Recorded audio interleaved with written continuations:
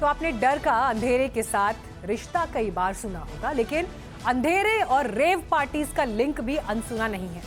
कई जगह ऐसी हैं जहां इन पार्टीज का चलन है, लेकिन सवाल है कि क्या पर्यटन और अतिथि देवो भव के नाम पर किसी राज्य को नशे के समानांतर साम्राज्य में बदलने की खुली छूट दी जा सकती है? देवभूमि हिमाचल प्रदेश की शांत वादियों से एक ऐसी खबर आई है जिसने शिमला के सचिवालय से लेकर प्रशासनिक गलियारों में हड़कंप मचा दिया है। कसोल के जंगलों में हो रही रेव पार्टीज पर हिमाचल प्रदेश हाई कोर्ट ने संज्ञान लिया, अफसरों को हटाने के निर्देश दिए। लेकिन खबर तो इसके आगे की है, क्योंकि असल कहानी उस समानांतर दुनिया की है जिसे मिनी इजराइल कहा जाता है। एक ऐसा इलाका जहां हमारी और आपकी भाषा नहीं, हिब्रू चलती है, जहां भारत के कानून की सीमाएं धुंधली पड़ जाती हैं और रात के अंधेरे में संगीत के बीच करोड़ों का ड्रग्स नेटवर्क सांस लेता है। आज कचहरी में कसौल के इस हिप्पी कल्चर, इजरायली कनेक्शन और सिस्टम के उस लूप होल की पेशी लगाते हैं जिस पर हाई कोर्ट ने इस बार आर पार की चोट की है।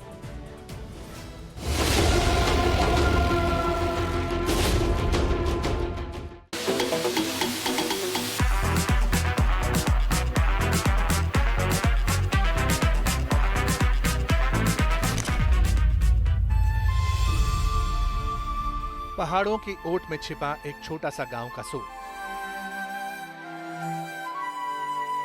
पहली नजर में यह सैलानियों की जन्नत लगता है, लेकिन इसी कसोल के भीतर एक और कसोल बसता है। एक ऐसा सीक्रेट संसार जहां रात ढलते ही जंगलों के बीच रेव पार्टी शुरू हो जाती है।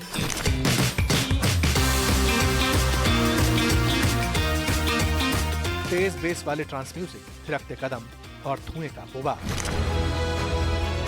हिमाचल हाईकोर्ट ने इसी कल्चर पर बेहद तल्ख टिप्पणी की है। कोर्ट ने कहा है कि जंगलों में चल रही ये एक्टिविटी लॉ एंड ऑर्डर पर सीधा प्रहार है। अदालत ने न्यायिक अफसर को खुद स्पॉट पर भेजा था। 10 दिनों के भीतर जो रिपोर्ट आई उसने प्रशासन के दावों की धज्जियां उड़ा दी। कोर्ट ने साफ पूछा, जब ये सब चल रहा था तो स्थानीय पुलिस और प्रशासन कहां सो रहा था?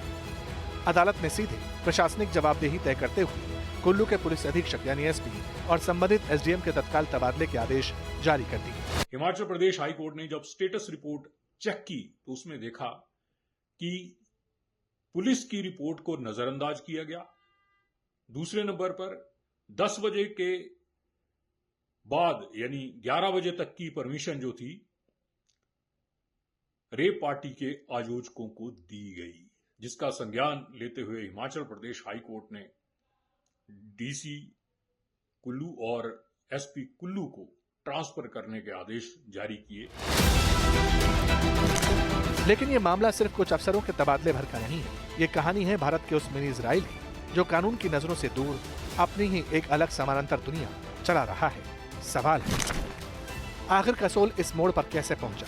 कैसे हिमाचल का एक छोटा सा गांव दुनिया के नक्शे पर मिनी इजराइल के नाम से मशहूर हो?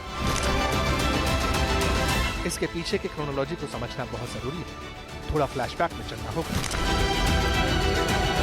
सिलसिला शुरू होता है 1990 के दशक में, जब हिप्पी कल्चर से प्रभावित होकर कुछ विदेशी सैलानियों ने इस घाटी का रुख किया। धीरे धीरे यहाँ इजरायली नागरिकों की तादाद इतनी बढ़ गई कि आज कसोल के कैफेज के मेन्यू कार्ड से लेकर दुकानों के साइनेज तक आपको हिब्रू भाषा में मिलेगी। आपको यहाँ हुमस और फालाफेल जैसे इजरायली पकवान हर कोने पर मिल जाएंगे। लेकिन सवाल है कि इजरायली नागरिकों के लिए ये जगह इतनी खास क्यों बन गई? दरअसल इसके पीछे इजराइल का एक सख्त कानून है। इजराइल में हर युवा के लिए मिलिट्री सर्विस यानी सेना में काम करना जरूरी है। पुरुषों के लिए करीब 3 साल और महिलाओं के लिए 2 साल। युद्ध और लगातार तनाव के साए में जीने वाले ये नौजवान जब अपनी मिलिट्री सर्विस पूरी करते हैं तो मानसिक रूप से बेहद थक चुके होते हैं। उन्हें इस दिमागी तनाव और कॉम्बैट ट्रॉमा से बाहर निकलने के लिए एक रिकवरी सेंटर की तलाश होती है और इसी तलाश में उन्हें नजर आता है भारत में कसोल। रेव पार्टी तो हो सकती है, मगर जो कसोल की सड़कें हैं, मणिकर्ण घाटी की सड़कें हैं, उसकी देखरेख कौन करेगा? गैर कानूनी काम सारे हो सकते हैं, मगर जो लोगों को सुविधा मिलनी चाहिए, जो लोगों को सुविधा प्राप्त होनी चाहिए, इस विषय पर कौन गंभीरता दिखा रहा है?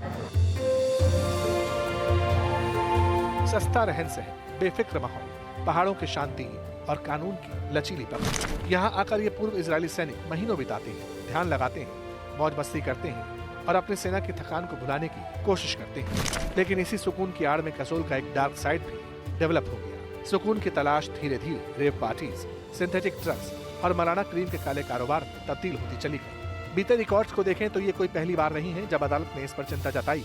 हिमाचल हाईकोर्ट लगातार राज्य सरकार और पुलिस को चेता रहा है। साल 2023 में मनाली मलाना एरिया में विदेशियों की रेव पार्टीज पर हाईकोर्ट ने तत्कालीन डीजीपी से जवाब तलब किया था। साल 2024 में कसोल और तोश के अवैध कैफे और ड्रग्स के अड्डों के खिलाफ रेगुलर चेकिंग और औचक निरीक्षण के आदेश दिए गए। साल 2025 में कोर्ट के ही दबाव के बाद प्रदेश के हर जिले में एंटी नारकोटिक्स टास्क फोर्स का गठन। नशे के खिलाफ जो हमने कदम उठाए हैं उसको नारकोटिक्स ब्यूरो कहता है कि हमें इस बेस्ट प्रैक्टिस को और राज्यों में भी सम्मिलित करना है।